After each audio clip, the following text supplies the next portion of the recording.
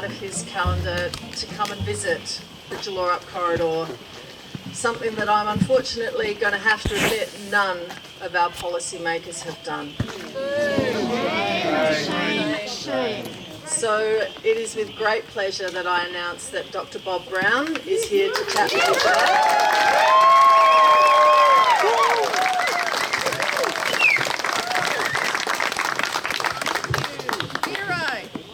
Thank you, Sue. I honour the custodians of this land who live with it instead of off it for so many thousands of years. And I want to thank the Friends of Gelorup and all of you for hosting us across here to this beautiful part of the planet and this critical issue.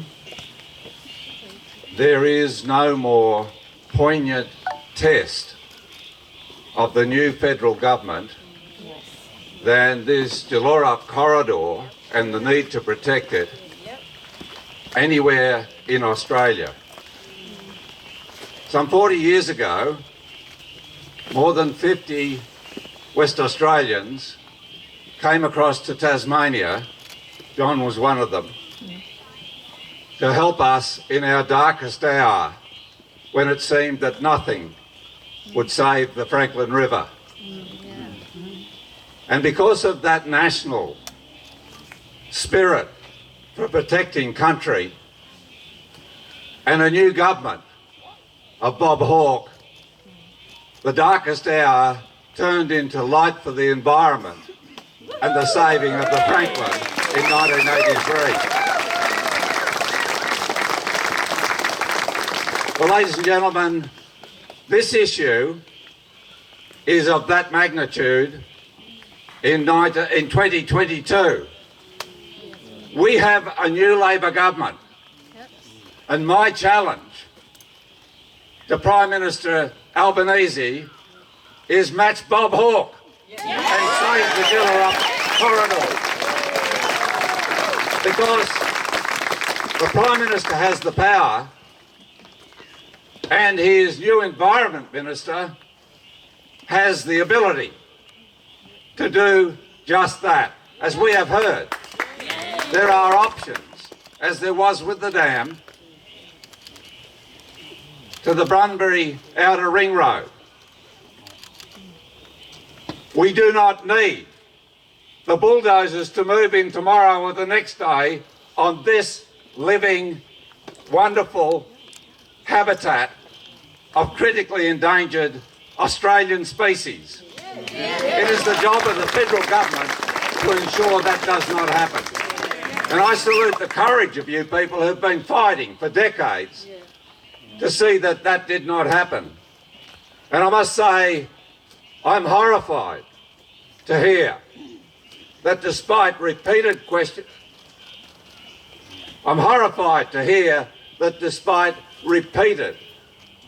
communications with the National Minister for the Environment, the most powerful environmentalist in Australia, she's responded to no one. She's answered no call. She said nothing to her constituency, which is the environmentalists of Australia. Can you imagine if there was a big corporation that had an urgent need to see their minister to make the right decision, the Minister for Resources, that the door would be shut to that entreaty? So we have the question to Tanya Plibersek. How can it be that the good people of Western Australia, who care for this corridor, these trees, this rare wildlife, have faced your door shut to them in your first 2 months of office? At the outset of coming here this time, yesterday, our friends took us for a walk into this corridor. And we saw the nest of the critically endangered western ringtail possum and the markings they leave on the trees where they live. This species is listed by Tanya Plebisek as critically endangered. And we saw the orchids getting ready to spring into flower. And we saw these waters with the black-striped minnow, internationally listed as threatened with extinction, has its sole habitat on Earth. And we know about the 3 species of black cockatoo, which are threatened and who depend upon habitats like this, none less so, for their future survival. And then we hear that the bulldozers are moving in to smash this down because they can't take already cleared land to the east. And they don't have the wit and wisdom, the engineers, to find an alternative. Now, I can tell you that in recent months in Tasmania, in Australia's largest temperate rainforest, a giant Chinese state-owned mining corporation with a mine outside the Tarkine decided it wanted to put its waste into the rainforest. Toxic acid waste which would kill that rainforest and the threatened species, including Tasmanian devils and wedge-tails, dependent on that forest. And we appealed to the Minister for the Environment of the last government, Susan Ley. At least she came down and with the mining company had a look. At least she did that. Where Ms Plebisek has deigned not to do that for this corridor before making a decision. But then she made the wrong decision. Despite over 80 people being arrested for defending that forest and the vulnerable to extinction masked owls, the biggest barn owls on Earth, which are in that forest, she allowed preliminary works to go ahead. Well, now it's been found by the federal court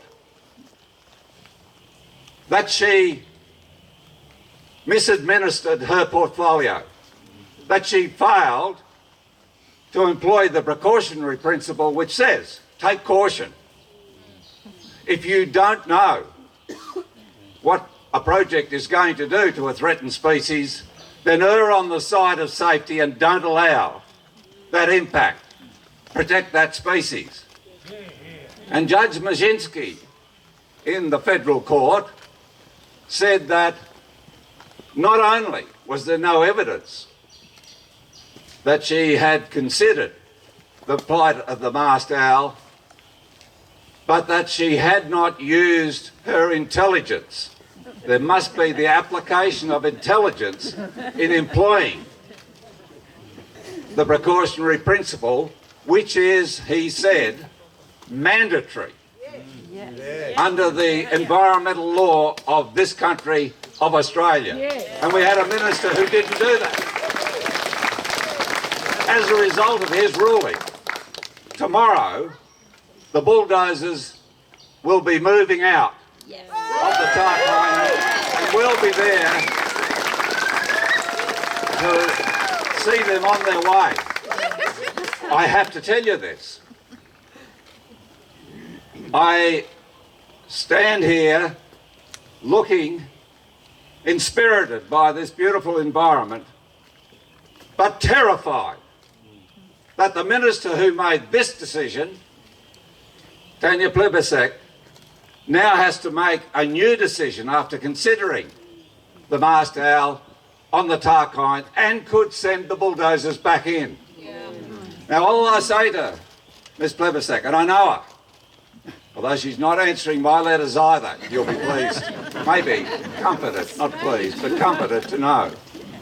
I say this to our Minister for the Environment. You gave a sterling speech on what's wrong and what should be done to right it about our environment at the National Press Club a fortnight ago. And in that, you said that we must protect what is left of our environment, and particularly the habitats of rare and endangered species, from fragmentation, from destruction, for those who come after us, for our kids and their kids. You were right, Minister. But let me tell you this. You're off to a bad start. And if you don't get this right, if you don't turn this around, like the possums in the way of the bulldozers, you won't recover from that as Minister. In these coming days, it is up to the Prime Minister of this country and the Minister for the Environment to move in and say, halt. I'll tell you something else I've learnt since I've been here from the wonderfully informed people fighting for the Gelorup corridor. Minister Plibersek says that the critically endangered western ringtail possum must not be hurt. Her words are, must not be injured or killed in the process of the bulldozers coming through here. They're going to gently knock the trees down and shepherd the possums somewhere. We don't know quite where. I saw a breeding box for possums in there and knocked on it yesterday and there was nobody home. They prefer the trees, do you know. However,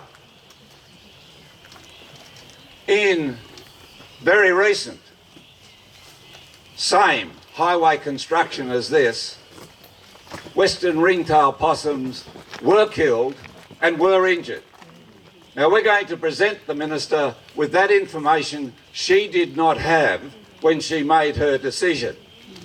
And that cuts right across her decision and empowers her to stop this project in its tracks to protect those possums, those cockatoos, those orchids, that fish. If only she has the bravery to do that for our children, and she has the intelligence, I can tell you that. But she has to apply it, Judge Brzezinski said.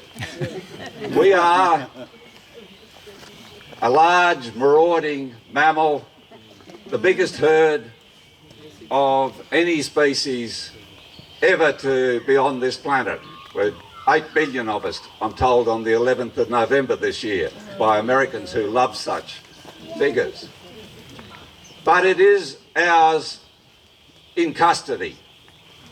And as the good Dean said earlier, we hope to God that the Minister will change her mind. But I believe that God helps those who take action.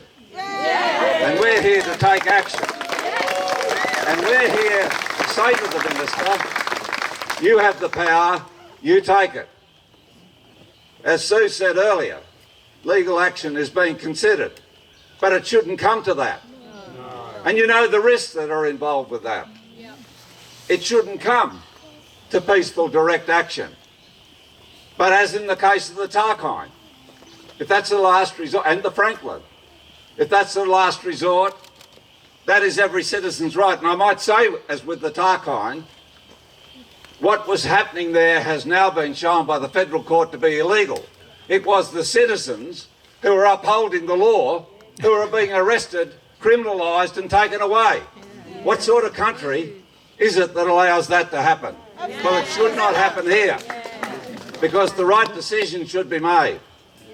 It's just fantastic to be alive on this beautiful planet. It's fantastic to be sharing with a multiplicity of marvellous species which give us enjoyment, spirit, adventure, creativity. As Gaudi, the great architect of Barcelona, said, all human creativity comes from the great book of nature. And it is our job not to tear another page out of that book. And that's what must not happen here. So, ladies and gentlemen, it's great that so many have turned out today. This is a sterling message to the Prime Minister, the Minister for the Environment, and the Government of Australia in Canberra. Here is a gem. Here is an environmental heirloom which belongs to the people of Gelorup, to the people of Western Australia, to the people of all Australia, and to the people of the planet. And that includes Tanya Plibersek's children and grandchildren yet to come. It's ours to defend their right, to defend our fellow species, and as our good friend said earlier, feel good as a result of making this defiant 11th hour stand and call to the Prime Minister and Minister, come on, protect the Gelorup corridor, take the alternative, and put a smile back on the face of Australians who expect nothing less than that from the Albanese government.